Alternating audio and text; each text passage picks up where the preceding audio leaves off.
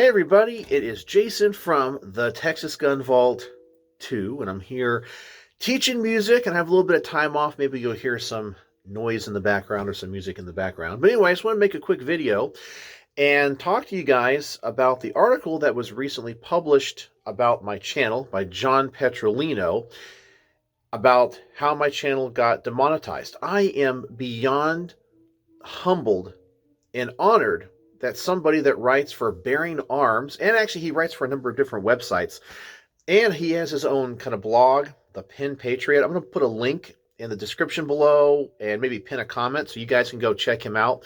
He's a very prolific gun writer talking about very important topics in the Second Amendment. He's kind of I guess, a wordsmith version of the Texas Gun Vault in a way. So he does a lot of fantastic work. John Petrolino. Go check him out. But anyway, if you guys were unaware, an article was written about my channel and its demonetization. And I was interviewed for it. And John did a fantastic job. And I'll put a link to that too in the description below. So I cannot believe all the things that have happened since I created the channel, from being contacted by the presidents and founders of firearms companies to being contacted by just gun writers, just the people that support the channel that I personally know in my personal life. It's overwhelming, and I'm not even that big of a channel, so it's just humbling. It's all it is, and I just cannot believe everything that's happened to me. But John Petrolino wrote another article about another, I guess she's a YouTuber, but she does a lot of stuff on Instagram. You guys probably know her. She was on Top Shot, and she did a lot of, I'm trying to think, programs. I'm trying to think, it was for the NRA is what she did, back when they still had, like, spokesmen and things. And her name is Gabby Franco. And I guess she was realizing that a lot of her videos were being throttled, which means they weren't going out to a lot of people, and the watch numbers were going down. And so he did an article on that too, which was kind of like a part two, I guess, in a way, to the article that he wrote about my channel. And it got me thinking. And I emailed John about this. And him and I were talking. You know what I think is actually hurting the firearms community? And this is not sour grapes. It's not jealousy. It's not envy. I think that if you notice, and Gabby kind of talked about this, I guess, in her interview portion with John, but it seems like the content that gets created on YouTube, that gets millions and millions and millions of views, and I can tell you, if you get to a point where your channel is so big that you can do this for a living, you have to tailor your content and what you create to make money. And that's just the way it goes, and that's perfectly fine. People like myself, where it's not even, I'm not even getting paid anymore, it's a hobby. So I have a lot more creative freedom just to make the videos that I want. But the huge channels like, I'm not calling anybody out here, but like Hickok or Such or Mr. Guns and Gear or Military Arms Channel, those channels that have millions of views and hundreds of thousands of subscribers, they have to put out content that's going to make them money. That's just the way it is, and that is okay. And a lot of those channels are really good. However, there's a lot of channels out there, smaller channels like myself, that I think make content for the lowest common denominator. And what I mean by that is, I'll make a video about, let's say, a B&T APC 9 Pro, a really cool gun that costs a lot of money. And it'll get, I don't know, 1,000 views in the first week, which really, in the grand scheme of things, is not a lot. But then somebody with 300 subscribers will make a video where they go out into a field and they blow up a bunch of tannerite targets, and they all go boom, and things catch on fire, and they go up to watermelons and pumpkins and blow them up with a Desert Eagle 50 caliber, and it gets hundreds of thousands of views.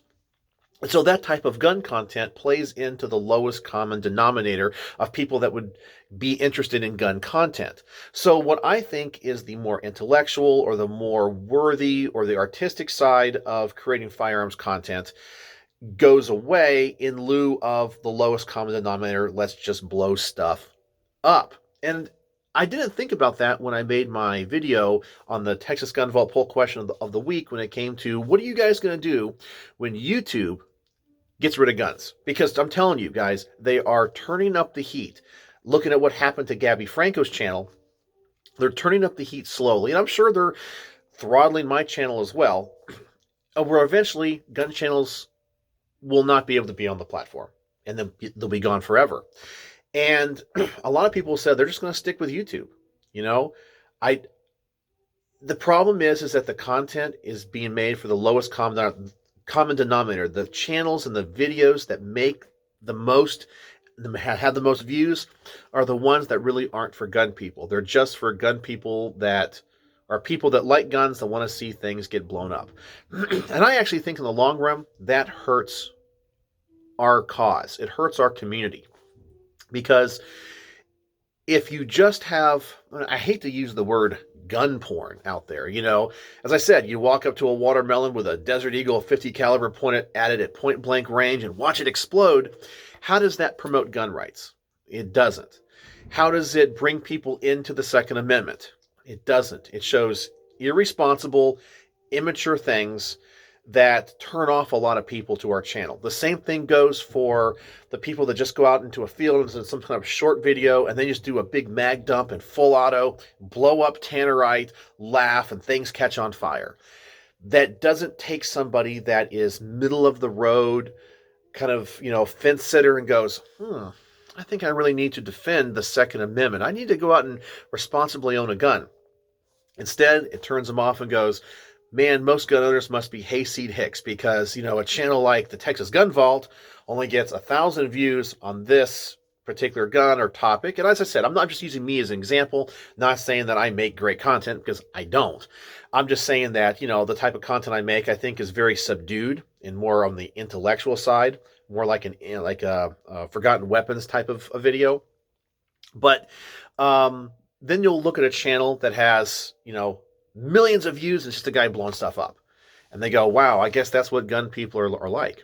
And so anyway, just kind of want to talk about that. Go check out John Petrolino's writing. I'll put links to everything in the description below and maybe pin a comment. So there you go. So thank you all for being here. I'm coming close to 1,000 subscribers here on the Texas Gun Vault too. So I'm honored and humbled that you guys watch. And what else do I have coming up in this week? I need to get to the range. We're going to have some bad weather here in North Texas this week. A lot of snow and ice, apparently.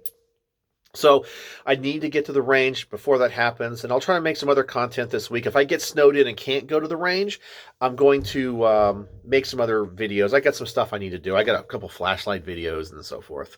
But I'll get all that stuff out. So anyway, let me know what you guys think about those articles in the comment section below. And as always, thanks for watching.